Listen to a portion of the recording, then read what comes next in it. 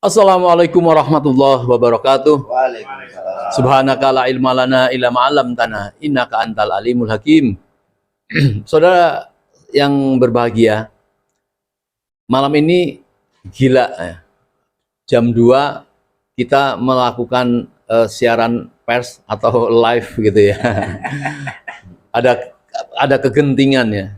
Dulu waktu zaman perang dengan Belanda, banyak daerah-daerah menceritakan para pejuang-pejuang itu ya malam-malam itu mereka persiapan-persiapan untuk perang besok harinya. Iya.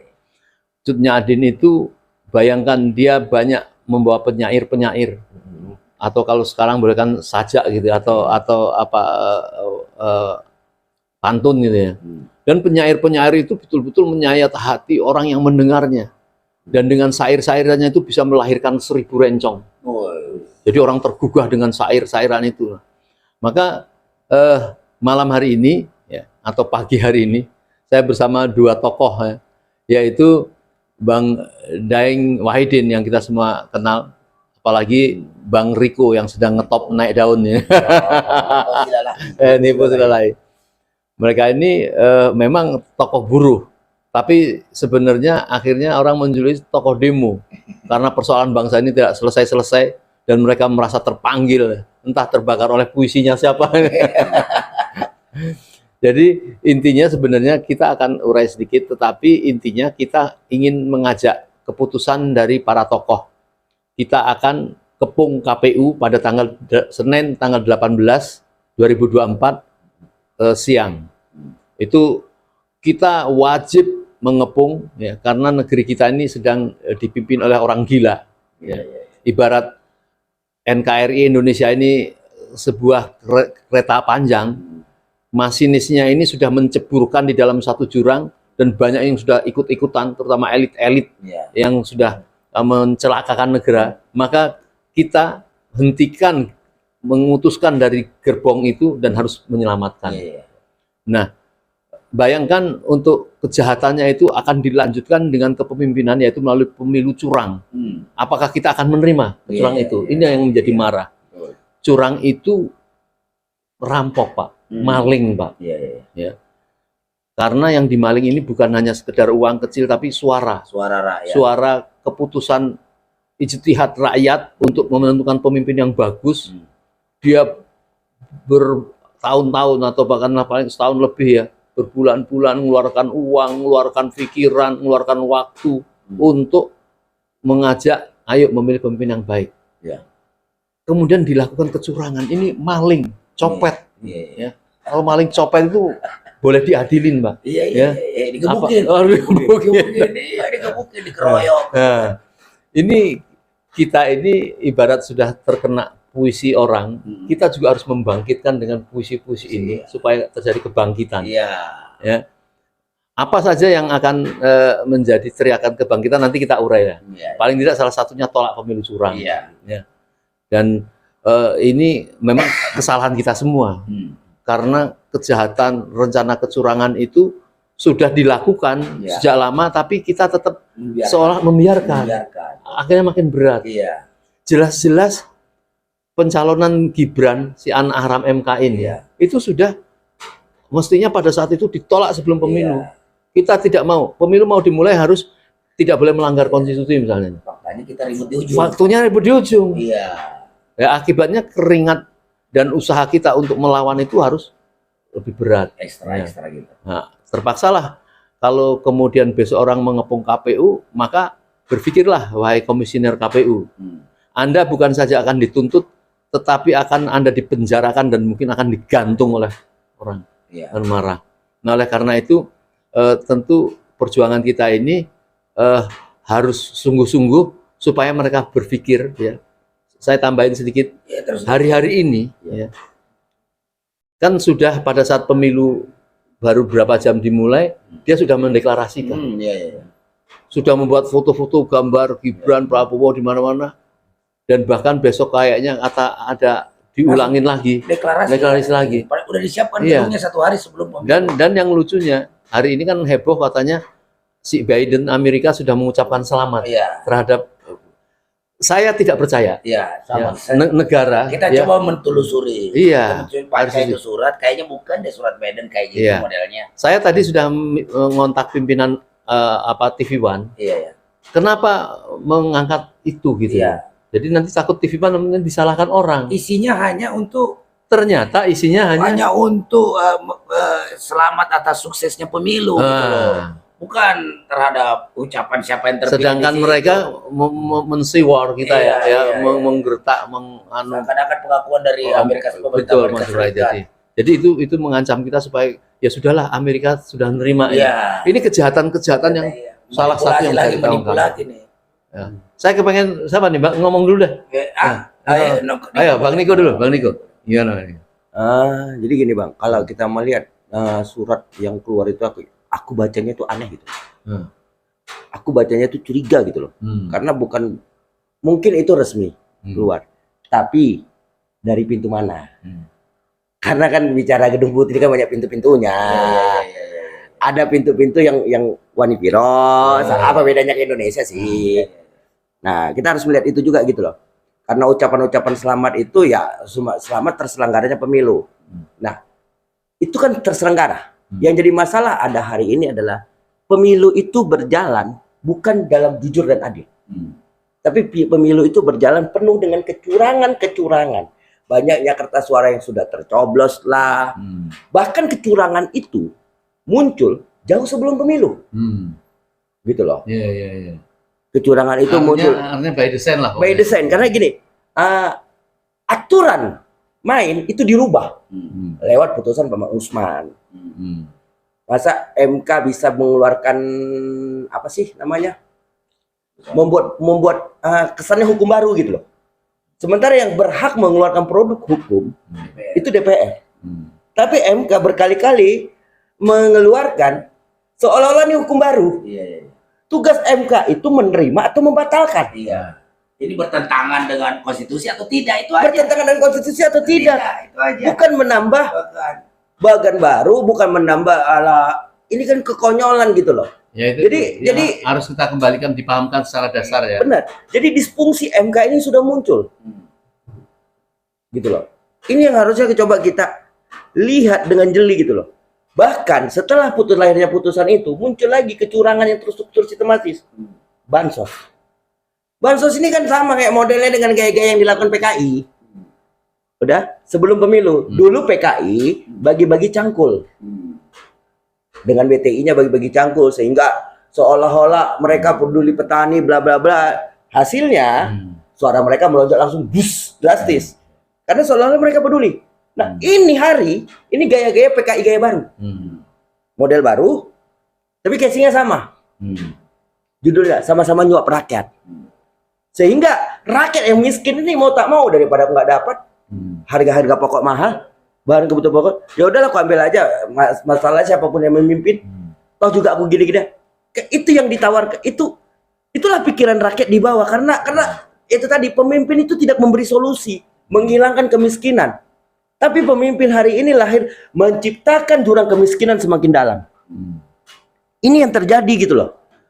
Jadi kalau aku sih melihatnya ini, gak usah deh kita capek-capek mikir. Tolak deh seluruh hasil pemilu, udah pemilu ini gak beres, selesai. Ngapain kita capek-capek nunggu putusan KPU lah, nunggu apalah segala macam. Uang KPU-nya pemain kecurangan kok. Dari mana dia bermain kecurangan? Artinya kita jangan dibikin menyelesaikan 1000 PR, tapi siapa yang membuat biang kerok ini kan? Benar, gini. Itu yang harus segera. Seharusnya kita berpikir gini, masalah Indonesia ini terlalu kompleks. Karena setiap hari muncul masalah dan masalah. Kita sibuk mengurus masalah, bagaimana menyelesaikan masalah. Tapi kita tidak sibuk mencari di mana sumber masalah. Seharusnya kalau kita berpikir smart, berpikir cerdas, berpikir jauh ke depan, melihat ini semua, kita harus masuk menyelesaikan akar masalah. Akar masalah itu kita selesaikan, dan akar masalah bangsa ini cuma sederhana, Jokowi, selesai. Maka kalau kita memang mau menyelesaikan masalah bangsa ini, ya udah selesaikan aja jabatan Jokowi sebagai presiden. Kita tumbangkan secepat-cepatnya dalam tempo yang singkat-singkatnya. Agar apa? Agar perjalanan bangsa ini bisa ditata lebih baik. Sama tobatnya gini, jika bukan ahlinya yang memimpin, maka itu akan rusak. Tapi jangan salah juga, ahli juga pandai memanipulasi. Jokowi ini ahli, Bang. Jokowi ini ahli. Jokowi ini bukan orang bodoh. Jokowi itu orang cerdas. Jokowi itu orang yang benar-benar berbakti bagi keluarganya. Kecerdasannya untuk menguntungkan keluarganya. Lihat anak dan mantunya. Wali kota. Bentar lagi yang perempuan jatah nih. Bentar lagi yang perempuan nih. Mantu perempuan. Bentar lagi nih. Bupati Sleman udah digadang-gadang. Mantu laki-laki yang mau jadi gubernur Sumut. Udah digadang-gadang. Kan ini. Makanya bilang Jokowi itu baik bagi keluarganya. Tapi sangat buruk bagi bangsa. Sehat. Sangat buruk. Buruknya karena apa? Jokowi mengubur mimpi-mimpi anak bangsa yang punya pemikiran cerdas. Kalau lu nggak punya orang dalam, jangan harap. Kalau bapak lu bukan presiden, jangan harap lu bisa jadi pemimpin Jadi ada negeri. yang mengatakan bahwa kalau Jokowi bisa segera disingkirkan, setengah persoalan bangsa ini sudah menjadi ringan, betul? Bukan cuma setengah, Bang. Oh, 7/8 persoalan bangsa ini selesai. Bukan setengah lagi. 7/8 persoalan bangsa ini selesai. Karena di zaman Jokowi perampasan tanah rakyat mayor terjadi. Dengan kedok investasi, rakyat mau diusir dari tanah luhurnya. Kasus mana? Rempang. Belum Bentar Baru Kalimantan. IKN 200 kakak. Nah, dan yang lucunya di IKN sana, Bang. Paling lucu lagi, rakyat pemilik sah diusir dari tanahnya leluhurnya. Dan sialnya Jokowi ngundang tuh warga negara Singapura untuk tinggal di IKN. Kan bangsat kayak gini. Inilah pemerintahan dan rejim paling biadab, paling bangsat dan paling jahanam yang pernah ada di negara ini.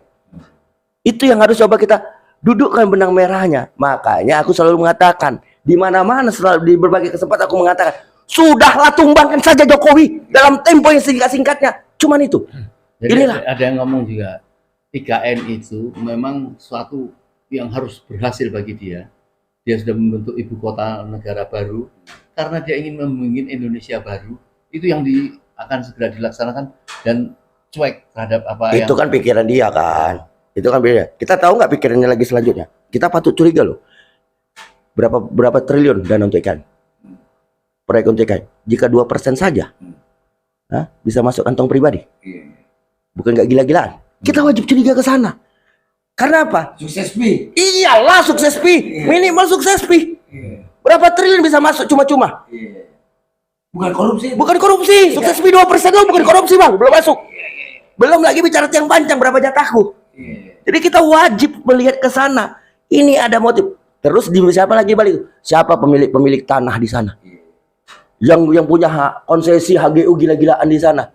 Ini kan mendapat manfaat. Maka inilah perampokan rakyat. Di balik sebuah konstitusi. Di balik sebuah aturan. Perampokan uang rakyat. Perampokan harta aset negara. Nah, kejahatan dia ini, kalau menurut Bang Niko ini, rakyat ini sudah rata belum mengetahui tentang kejahatan dia ini? Sebenarnya rakyat itu sudah mengetahui, Bang.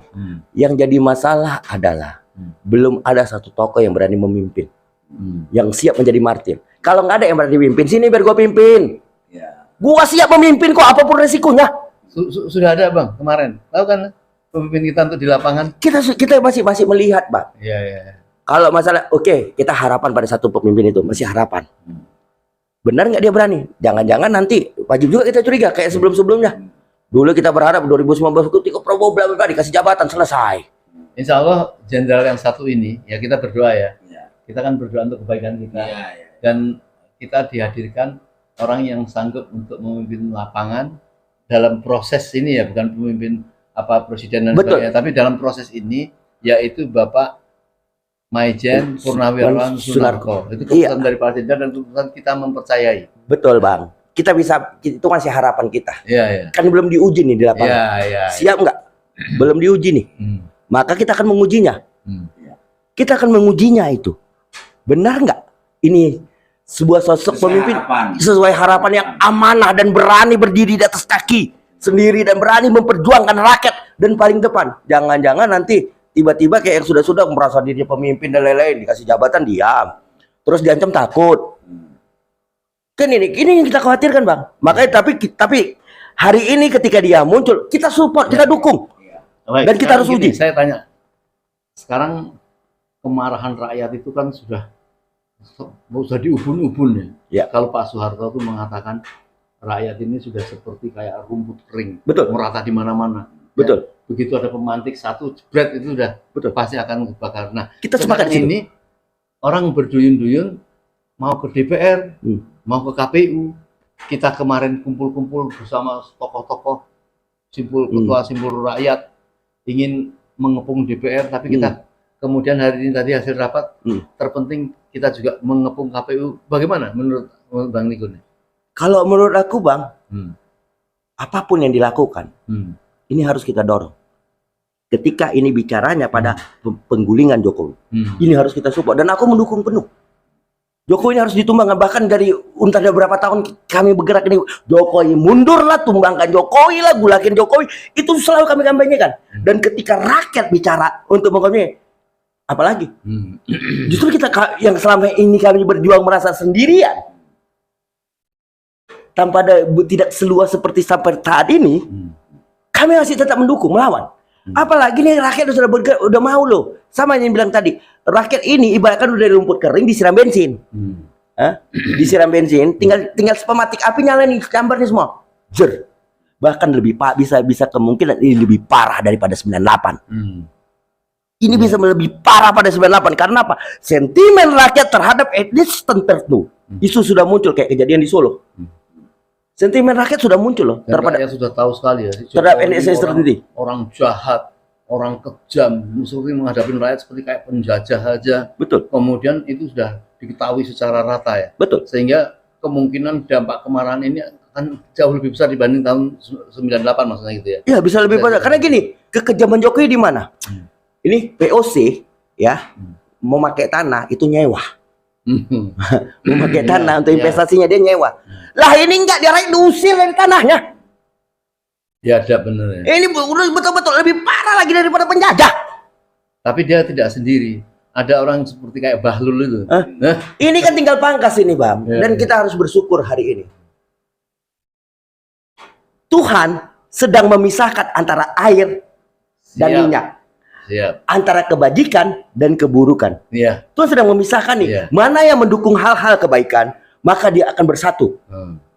Ingat, kitab suci mengajarkan suatu kaum tidak akan berubah kecuali kaum itu sendiri yang merubahnya. Nasib suatu kaum tidak akan pernah berubah. Saya menarik tadi, saya akan menambahkan fikih di dalam Islam. Ini memang masalah makanan ya. Mengatakan ijtamal halal wal haram ghulibat haram.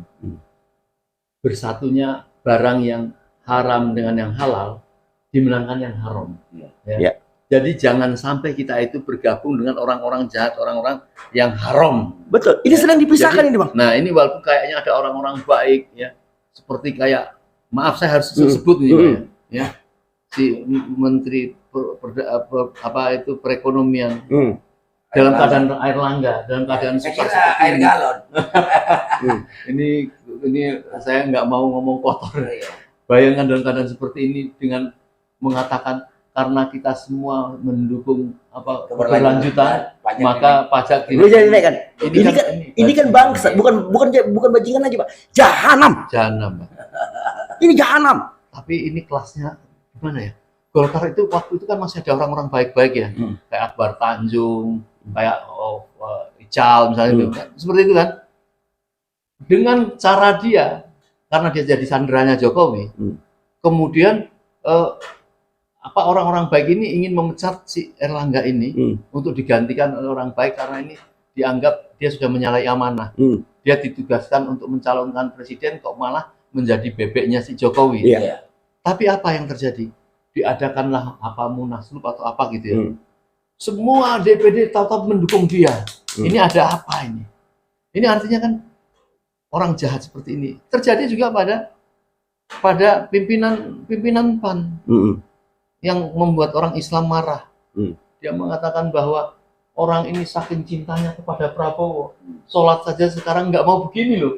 Ini begini. Kan bajingan Pak, kurang ajar Pak. Ini bohong masalah ibadah, dia bawa ke bohong-bohongan. Ya, katanya sekarang sampai nggak ada loh yang nggak mau dikatakan amin ya gitu.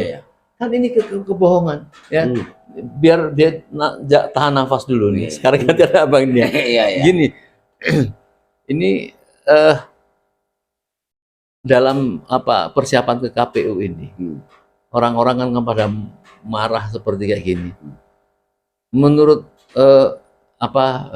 Bang Daeng gimana ini? Apakah mau orang-orang yang mendukung, ya tahu dulu kan mendukung, entah mendukung Amin, entah mendukung Ganjar, ya tahu-tahu mereka dikhianati, yang sudah didukung bertahun-tahun dikhianati, kemudian dimenangkan dengan kecurangan. Kira-kira tergerak nggak sih banyak orang masyarakat ini untuk memvonis terhadap KPU ini yang melakukan kecurangan dengan luar biasa, ya? Kecurangan dianggap seluruh dunia ini baru ini yang terjadi kejahatannya. Ya. Bekerja sama dengan para survei itu, ya saya nggak usah panjang lebar lah tentang kecurangan itu, kita sudah semua paham bahwa ini kecurangan. Apakah kita akan membiarkan mereka melaju memproklamasikan kemenangan itu dengan kecurangan seperti itu? Silakan ngomong apa aja, Bang. Iya, terima kasih Bang Nur Salim ya. Jadi kalau melihat situasi hari ini ya, kalau dilihat di media sosial, sebenarnya pembulian terhadap pelaksanaan daripada pemilu 2024 ini yang curang ini, itu masif sekali. Kalau kita lihat di TikTok, di snack video, di Facebook, di WA, di Instagram, di mana lagi, pokoknya di media sosial lah, itu tiap hari itu kenceng banget membulinya. Seharusnya ini pemerintah ini udah risih gitu loh, harus udah punya sense of crisis gitu loh, ya kan? Dia harusnya bisa melakukan evaluasi diri, karena ini ternyata suka tidak suka rakyat itu tiap hari ngebully, ngeledek, macam-macam lah, ya kan? Tapi memang yang dihadapi ini memang mukanya muka tebal, kulitnya kulit badak, ya seakan-akan anjing menggonggong kabila berlalu gitu loh. Pokoknya udahlah, jalan terus saja, bahkan membujuk agar supaya mau berkompromi dengan kecurangan. Kan ini kan ada sekarang ini perlu diwaspadai, ini gerakan ke aktivis, gerakan ke partai politik, gerakan ke ulama juga untuk ada rekonsiliasi nasional. Ini bisa dikutip pernyataan-pernyataan, contoh misalnya pernyataan-pernyataan beberapa daripada pendukung paslon 02 bahwa itu biasa, termasuk pernyataan presiden, riak-riak kecil, termasuk pernyataan daripada siapa kemarin, siapa Menko Polhukam yang baru tuh. Ya kan, tetap menyatakan bahwa biasa itu riak-riak kecil dalam demokrasi. Riak-riak ini jangan dianggap kecil. Persoalannya substansinya adalah kecurangan yang terjadi. Orang tidak akan pernah mau terima kecurangan itu terjadi. Toh walaupun sebagian daripada kawan-kawan aktivis, kawan-kawan daripada partai politik atau tokoh-tokoh agama yang atas nama persatuan mentolerir hal ini, saya kira tidak menyelesaikan masalah. Karena pasti orang-orang yang memiliki idealisme perjuangan, idealisme yang kuat, yang ngerti tentang apa itu konstitusi, ngerti tentang makna pemilu, ngerti tentang bagaimana demokrasi itu sebagai suara-suara rakyat yang harus benar-benar dihormati dan dihargai, itu tidak akan mungkin bisa menerima.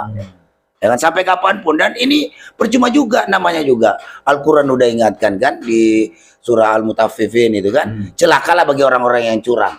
Ya Allah yang celakalah, Allah yang nyatakan itu, celakalah bagi orang-orang yang curang. Persoalan bahwa itu terkait masalah timbang perdagangan, tapi Al-Quran itu berbahasa universal. Apapun dalam diri kita tidak boleh berlaku curang. Ya kan? Nah, kalau Allah sudah menegaskan celakalah, maka kita jangan ikut-ikutan celaka gitu loh. Bagi orang yang masih berpikir waras, berpikir normal, lihat sih, kan ini udah jelas sekali, vulgar sekali kok. Bagaimana keterlibatan aparat keamanan, aparat desa, ya kan, bupati, gubernur, semua terlibat. Pak, saya ya kan? kan, ini kan satu nilai yang sangat elementer sekali ya. Iya. Tidak mungkin kita ini akan bergabung dan mendukung orang-orang yang curang, yang membahayakan negara. Ini kan mudah sekali kan. Tetapi kenapa? Kok itu orang-orang elit itu, orang-orang partai itu ya, kok dia dengan mudahnya mengusung orang yang menjadi musuh rakyat. Dan bahkan Prabowo itu dulu diusung rakyat karena Pak Prabowo sendiri juga marah terhadap kelakuan Jokowi Iya. yang sampai mengebrak-gebrak meja kayak Iya. gitu. Sekarang kok dia bisa bergabung itu, ini apa yang menjadi pertanda ini orang-orang elit itu melakukan sebagai pengkhianat-pengkhianat kayak Ya, gitu? karena partai politik kita ini memang banyak yang bermazhab kepada paham-paham oportunis. Ya kan? Nah, ini transaksional, ya kan? Jadi tidak ideologis. Mereka itu mau beda dengan dulu. 55 itu jelas, Masumi, Islam, PKI. Walaupun tidak suka itu, dia konsisten dengan ideologinya. PNI dengan nasionalisnya. Konsisten. Jadi perdebatan ideologi itu jelas akar, oh di sini saya berjuang. Tetapi mereka bisa menghasilkan sebuah pemilu yang sangat berkualitas tahun 55 itu gitu loh. Ya kan? NU, ya kan? Masumi yang gabungan itu kan bisa sampai orang kan. Itu kenapa? Karena itu tadi mereka memaknai, memahami bahwa masing-masing organisasi yang dibentuk atau apalagi partai politik punya target-target yang harus diperjuangkan secara ideologis gitu loh. Nah hari ini demokrasi diinjak-injak, pemilu dicurangin, ya kan? Putusan MK dimainin, ya kan? Aparat dipakai tangannya, aparat kepolisian, TNI, kejaksaan, KPK dipakai alat untuk menyandera.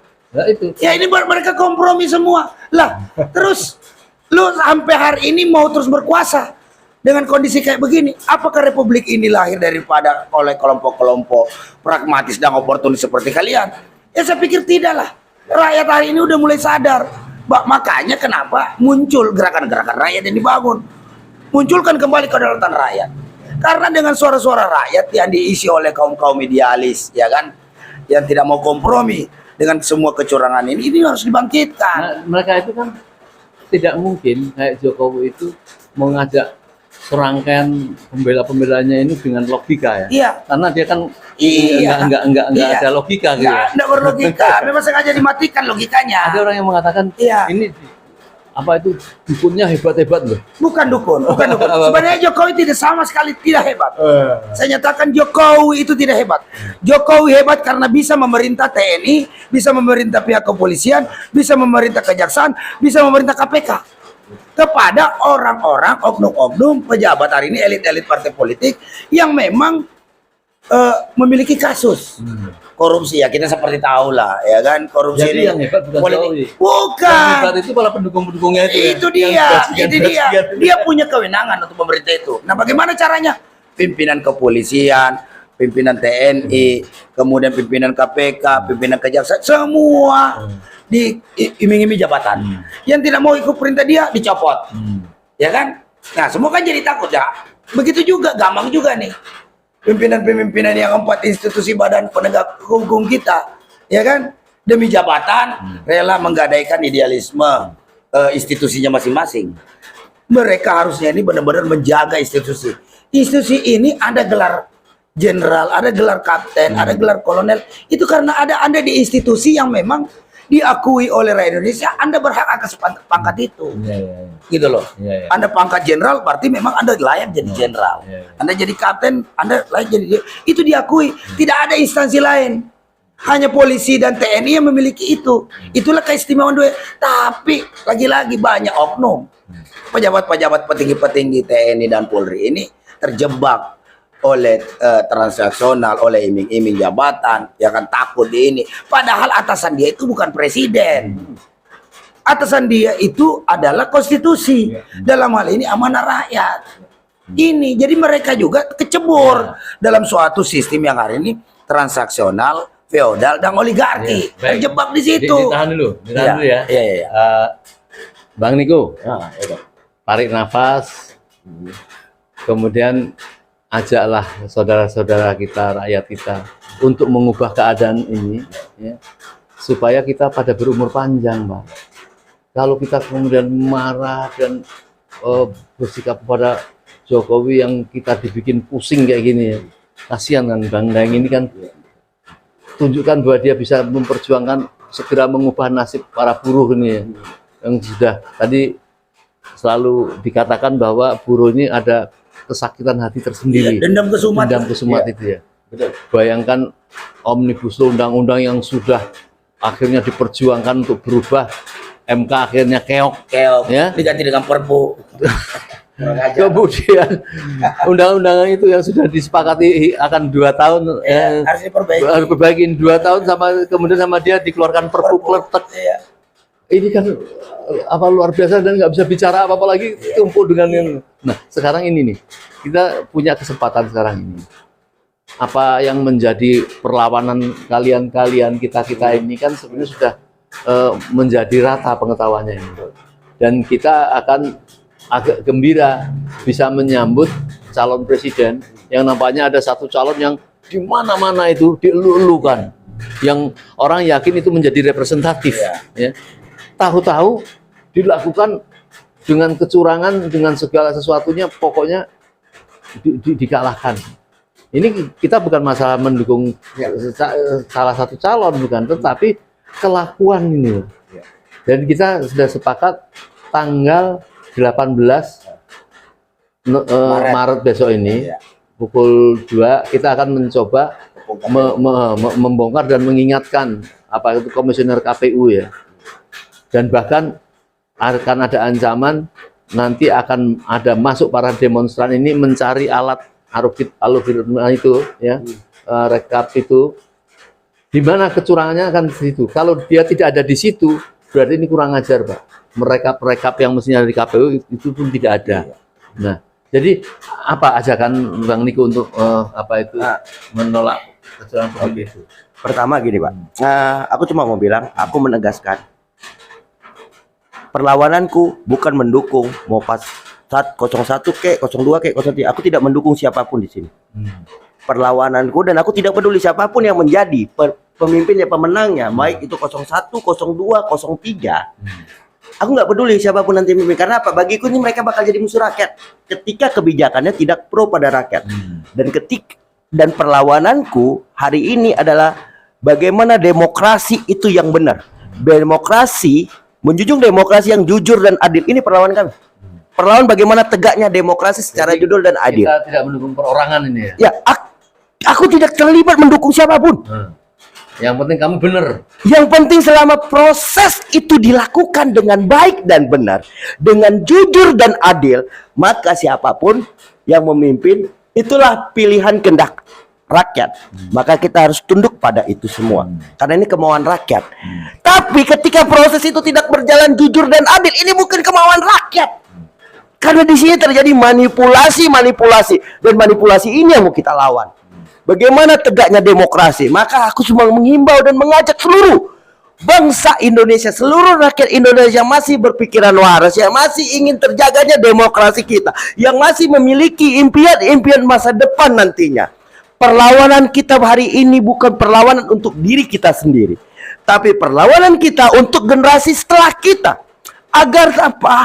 Agar tidak ada lagi terjadi kecurangan-kecurangan, agar tidak terjadi lagi manipulasi-manipulasi, agar tidak terjadi lagi perubahan-perubahan aturan yang dipermainkan untuk memuluskan individu tertentu. Ini perlawanan kita karena setiap anak bangsa punya hak untuk memimpin, punya hak untuk dipimpin. Setiap anak bangsa berhak atas itu, bukan dibatasi dengan parlemen threshold. Perlawananku bagaimana parlemen threshold, presiden threshold 0%.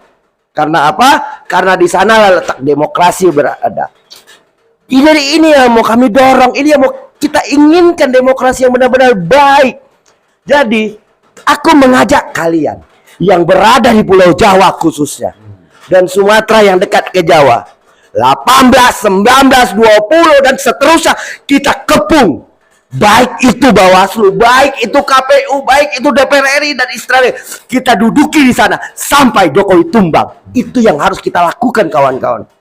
Kita harus segera menumbangkan Jokowi dalam tempo yang singkat-singkatnya, agar Jokowi menjadi contoh ke depannya. Setiap perbuatan yang tidak baik akan berhadapan dengan rakyatnya. Dan hari ini kita tunjukkan bahwa rakyat sudah menjadikan Jokowi sebagai musuh bersama.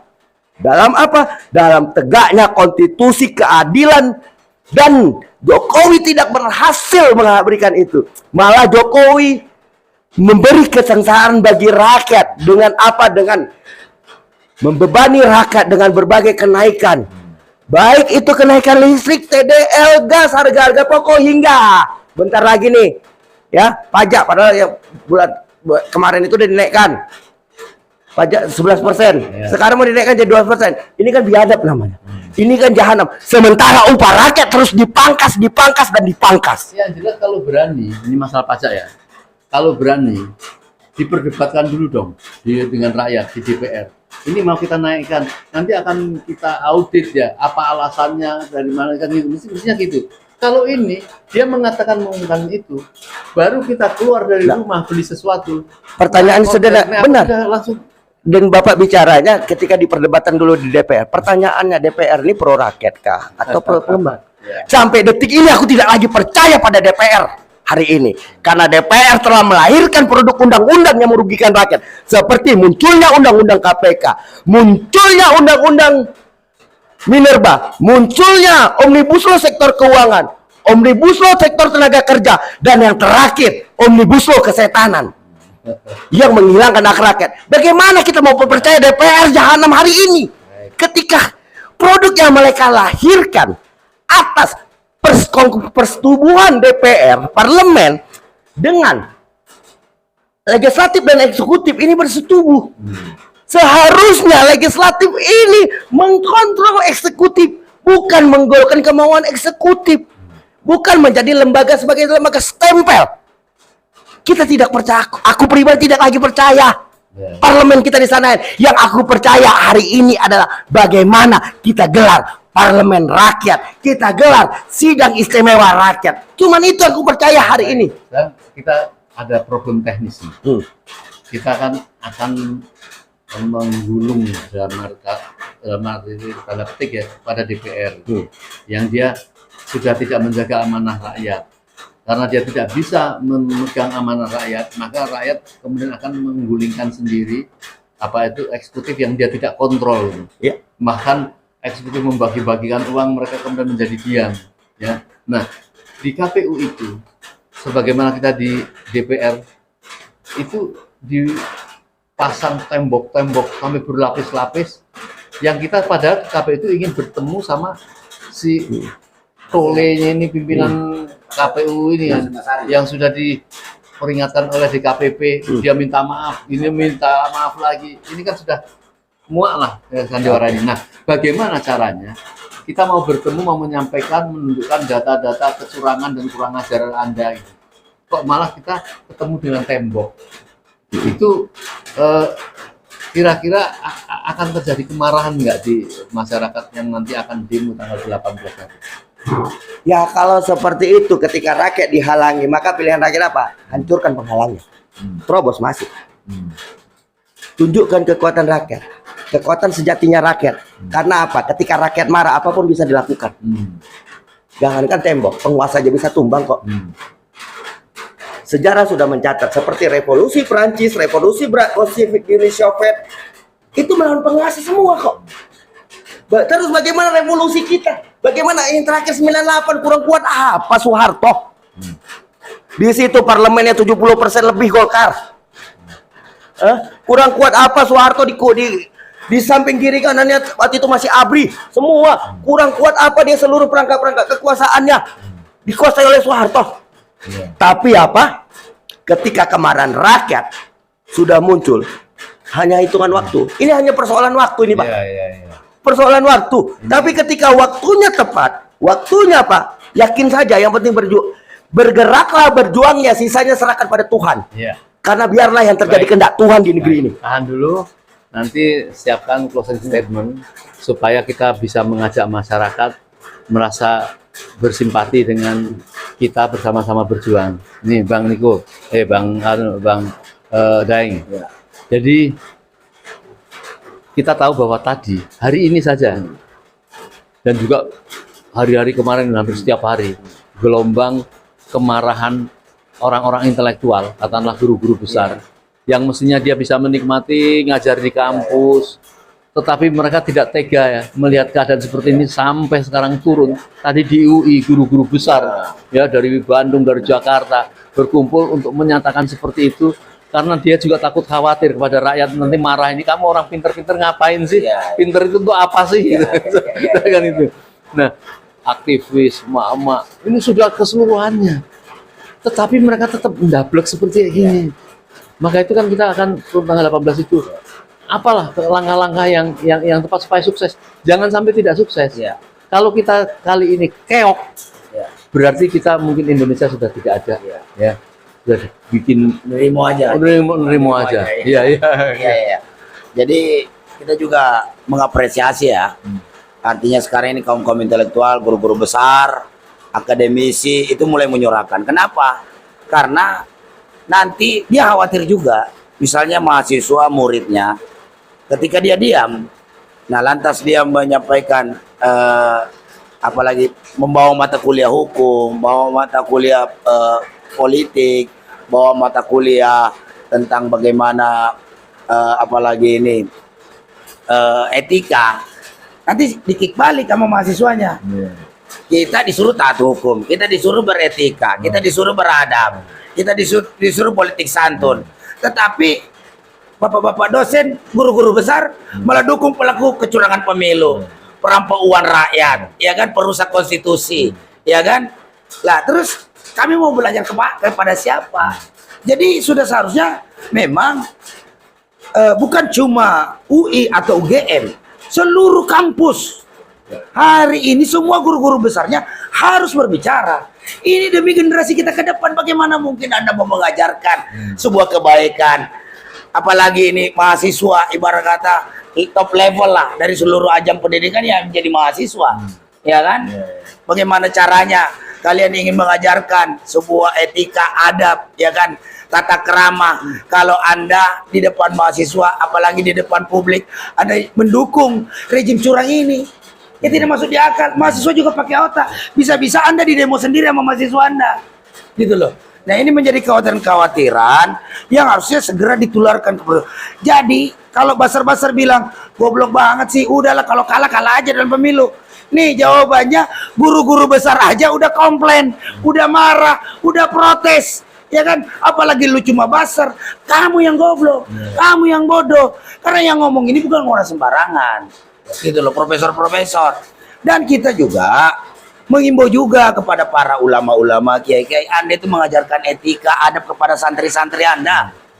Bagaimana mungkin Anda bisa menjadi contoh yang baik bagi santri-santri Anda kalau Anda mau menerima hasil pemilu curang? Pertanggungjawaban Anda itu di atas kiai itu tinggal Allah Subhanahu wa taala loh. Ya kan? Nah, ya kan, kalau presiden masih ada MPR. Ya kan? Kalau guru besar masih ada menteri. Di atasnya lagi. Kalau kiai, ya kan, ustadz, ulama, itu di atasnya langsung Allah Subhanahu wa taala. Jadi yang menghukum Anda nanti itu Allah Subhanahu wa taala ketika Anda melanggar namanya hati nurani. Karena hati nurani tidak bisa bohong. Nah, kemarin-kemarin itu menular. Guru saja udah marah, ya kan? Memang yang bisa marahnya akut ini adalah level menengah ke atas. Karena hasil survei kita kan 70% rakyat kita ini kan sampai kelas 7, artinya SMP tidak tamat. Jadi wajar mereka masih diimingi. Bahkan ini apalagi ini kebodohan ini diternak agar supaya memudahkan kepentingan-kepentingan politik yang menggunakan sistem transaksional tadi, ya kan? Tetapi mereka akan kesulitan. Nah, dengan kemarahan-kemarahan yang sudah dibangun ini, yakinlah, apalagi kaum buruh ini saya pertegas, buruh ini marah sekali dengan Jokowi, sudah marah sekali. Karena marahnya apa? Ya kan, undang-undang Omnibus Law, ya kan, yang seperti disampaikan tadi harusnya diperbaiki malah dibalas dengan Perpu. Belum lagi proses kenaikan upah. Kenaikan upah dibatasi. Sekarang pajak naik, listrik naik, bahan bakar naik, tol naik, ya kan. Semua itu akan membebani harga barang dan jasa. Upah ditekan, semua harga naik. Beras saya udah naik. Ini makin marah. Walaupun kemarin buruh mungkin banyak dapat BLT, tapi perlu diketahui mereka ini sekarang dalam kondisi lapar. Dan mereka makin menjadi benci kepada rejim Jokowi karena hanya rejim Jokowi yang memenjarakan tokoh buruh, ya kan, yang gara-gara protes undang-undang Omnibus Law di Twitter. Itu dendam kesumat, itu anggotanya banyak loh, jangan salah, 2 juta itu anggotanya. Ini marah semua. Tinggal kapan waktu yang tepat, saya pikir sudah bisa dimulai lah. tanggal 18 sudah ada perlawanan KPU. Kita harus datangi KPU. Kita harus tunjuk mukanya itu Hasyim Asyari. Bayangkan 4 kali pelanggaran kode etik hanya bisa disanksi pelanggaran keras. Ya kan? Tapi tidak pernah dipecat. Ini apa-apaan 4 kali melanggar kode etik kok nggak dipecat-pecat juga. Jadi Kayak nggak ada orang lain aja. Ya kan, berarti memang ada sistematika grand design besar untuk menciptakan situasi hari ini pemilu curang ini secara terstruktur, sistematis dan masif. Yang kuota patis. Tanggung jawabnya siapa? Ya Pak Jokowi. Dia yang pemimpin, dia mengatur anggaran kepada penyelenggaraan pemilu. Dia juga yang cawe-cawe segala rupa. Segala sesuatu terkait masalah pemilu, tanggung jawabnya ada Jokowi. Makanya KPU, Bawaslu ini antek-antek saja. Antek-antek saja. Ada lagi Bang. Ya kan? Jadi gini, Kopong masih ingat ini, ya kita kemarahan kita terhadap Jokowi dan kejahatannya, kecurangannya, kurang ajarnya terhadap rakyat itu rakyat sudah tahu semua. Iya. Nah, tetapi sekali lagi saya juga harus memberikan hukuman kepada para pendukung-pendukung yang intak ini pada Jokowi, karena dengan dialah kemudian Jokowi menjadi kuat. Ya. Kita harus ingatkan kepada keluarganya, Pak. Ya, para pendukung-pendukung Jokowi ini. Ya. Anda itu ya mempunyai anak dan mempunyai istri. Ya. Kita minta ya kepada anak dan istri para konglomerat atau para pejabat yang korup itu ya dipermalukan itu. Ya. Supaya jangan membawa uang hasil kekayaan yang menyengsarakan rakyat ke rumah. Ya. Mereka nampaknya hebat-hebat berlapis-lapis, jas dengan celana yang hebat, mobil yang hebat, tapi itu hasil dari satu kejahatan untuk pada bangsa Indonesia. Ya. Nah, maka kita harus ingatkan dan harus sudahi kecurangan terhadap memaksakan memimpin negeri ini dengan kecurangan dan mau menang-menang dengan curang ini. Ya. Harus dihentikan. Ya. Harus dihentikan dan harus di stop. Ya. Saya kira ini yang menjadi perjuangan kita itu. Ya. Mengapa harus ke KPU itu? Ya. Intinya kita harus geret para komisioner itu yang membuat kecurangan walaupun Anda diperintahkan. Ya, kalau diperintahkan oleh Jokowi. Ya. Ya, harus kita ingatkan. Misalnya kamu diperintah tidak mau, kalau nggak mau nanti kamu saya bunuh. Ya, Sama saja. saya ungkap kasusmu yang esek-esek itu. Iya, sama aja. Ya. Kalau Anda mengikuti perintah dia, rakyat pun nanti akan gantung kamu. Iya. Jadi itu kena hadis Nabi. Kalau sudah tidak punya malu, berbuatlah semaumu. Nah, itu juga maksud saya dalam kesempatan ini juga memang sebenarnya kita sudah mendapatkan momentum. Momentum perlawanan rakyat ini sudah mendapatkan. Karena kita bisa seperti disampaikan tadi Bu Niko, Jokowi ini udah musuh bersama hari ini. Ini momentum gerakan. Jadi tinggal bagaimana para aktivis, para ormas, LSM yang peduli dengan negeri ini, yang masih ingin merawat demokrasi kita ini menjadi lebih baik, itu melakukan konsolidasi kecil-kecil, kemudian nanti akan kita bersatu. Nah, siapapun yang menyelenggarakan, yang melakukan aksi, kita harus dukung. Dalam kondisi apapun kita dukung, ya kan? Nah, tapi sebaik-baik dukung adalah ikut serta, melibatkan diri. Jangan cuma di media sosial, teriak-teriak, karena media sosial itu tidak menyelesaikan masalah, ya kan? Nah, ini juga menjadi momentum agar terbongkar, karena seperti kata anak milenial, 2014 itu kegirangan, 2019 ketagihan, 2024 ketahuan.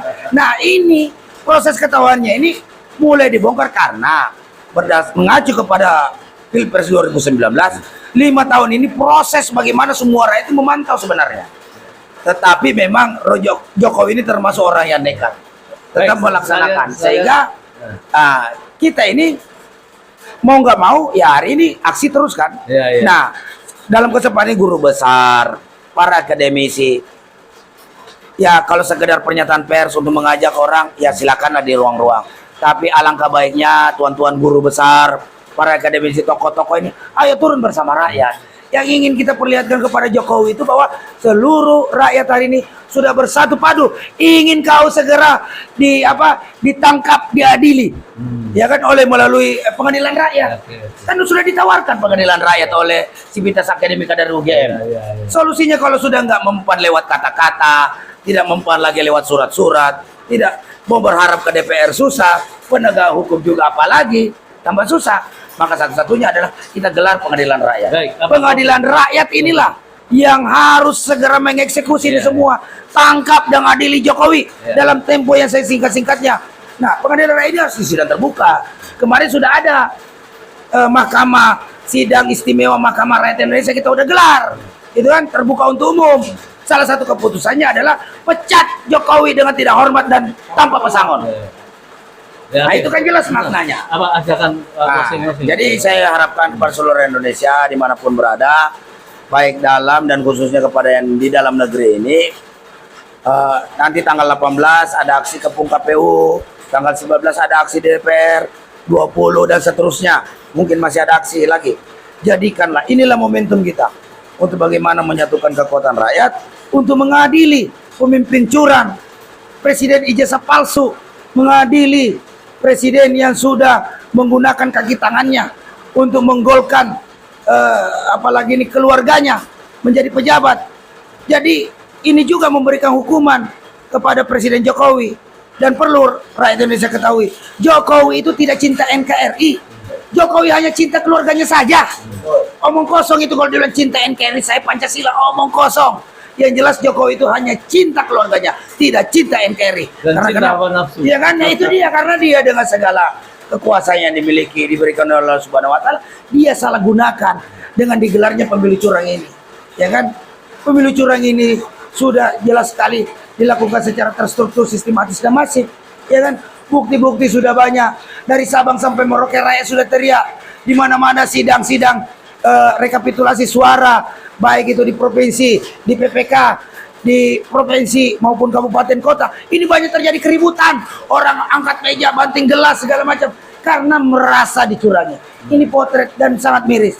Kemudian saya sekaligus luruskan surat daripada pemerintahan Amerika Serikat itu omong kosong. Saya tidak percaya karena Amerika sangat menjunjung tinggi demokrasi dan hak asasi manusia.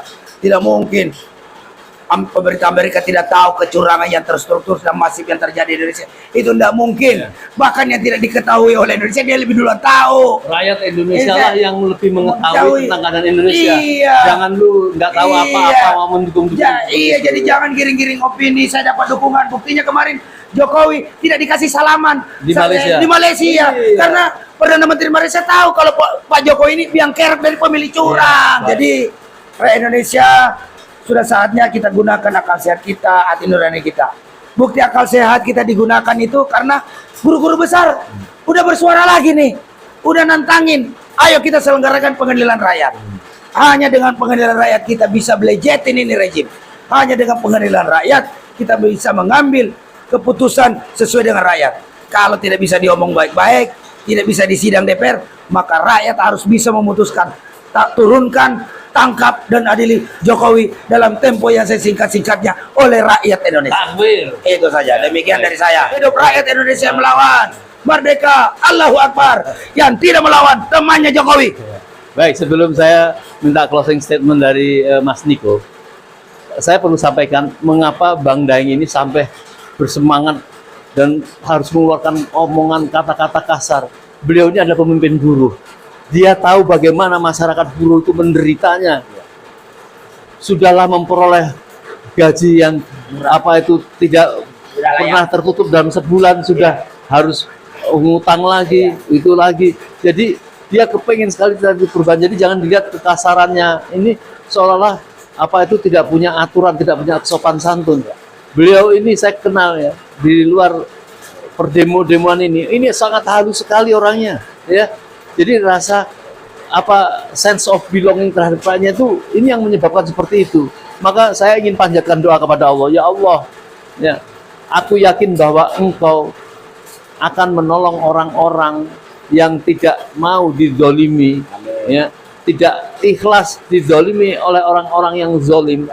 Maka saya yakin orang zolim itu tidak bisa menjajah orang-orang yang mengharap keadilan darimu. Ya Allah, tolonglah ya Allah. Ya, saya sangat bergetar mendengar dari Bang Daeng ini, dan minta closing statement dari Bang Niko ini. Sama-sama sahabat di buruh dia. Kepadamu seluruh rakyat Indonesia, dimanapun kalian berada, sudahi mimpi-mimpi kosong, sudahi harapan-harapan semu kalian.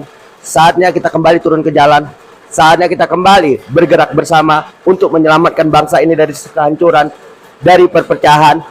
Mari teman-teman, mari saudara-saudaraku, kita tunjukkan kekuatan rakyat sejati masih ada. Kita tunjukkan bahwa persatuan rakyat Indonesia pasti terbentuk. Kita tunjukkan bahwa rakyat Indonesia sudah marah, dan kemarahan ini kita akumulasikan dalam satu gerakan yang sama, dalam satu tuntutan yang sama, dalam suara yang sama, yaitu tumbangkan Jokowi dalam tempo yang sesingkat-singkatnya. Sekian dariku, salam Niko Silalahi, People Power. Masya Allah, ya. Jadi insya Allah kita bisa menolong bangsa kita sendiri kalau kita memang bersungguh-sungguh. Kita tidak bisa meminta tolong pada orang-orang elit yang nampaknya pimpinan partai dan lain sebagainya. Mereka hanya untuk mensejahterakan mereka sendiri, keluarga mereka sendiri. Ya, mereka tidak merasa sakit ya pada saat memutuskan atau menerima uang sogokan untuk menggugurkan undang-undang gara-gara para konglomerat itu. Ya, jadi yang bisa menolong adalah kita sendiri. Yakinlah, walaupun kita keterbatasan dalam masalah segala hal, Allah pasti akan memberikan satu kekuatan pada kita. Ya, jadi inilah kita ingatkan kembali, ya, hiasilah amalan Anda terbesar di bulan Ramadan ini, kecuali dengan doa-doa, tapi betul-betul dengan harta dan jiwa. Siapkan waktu kesehatan untuk tanggal 18, ya. Kita sama-sama berkumpul ke KPU, ya. Dan kalau yang kuat besoknya tanggal 19, gerakan saudara kita yang lain juga akan mengepung DPR untuk menuntut dalam hal-hal yang lain terhadap presiden, ya, yang sudah banyak melanggar konstitusi dan harus diberi banyak dimintain pertanggungjawaban. Itulah perjuangan kita. Nanti akan kita sambung lagi. Ingat, tanggal 18 Senin 18 Maret 2024 pukul 14, ya. Sekarang ini Jumat, ya, Sabtu, Minggu, masih punya 3 hari kita mempersiapkan. Jangan dianggap sepele, karena ini adalah jalan orang-orang yang orang-orang yang mampu, orang-orang yang kuat. Kalau Anda tidak bisa berangkat, berarti Anda ada orang yang lemah. Walaupun Anda nampaknya sehat, nampaknya punya uang, nampaknya pinter, tapi tidak berjuang terhadap ini, Anda adalah orang-orang lemah yang akan diperjuangkan oleh orang-orang lemah. Baik. Sekian, assalamualaikum warahmatullahi wabarakatuh. Waalaikumsalam warahmatullahi wabarakatuh.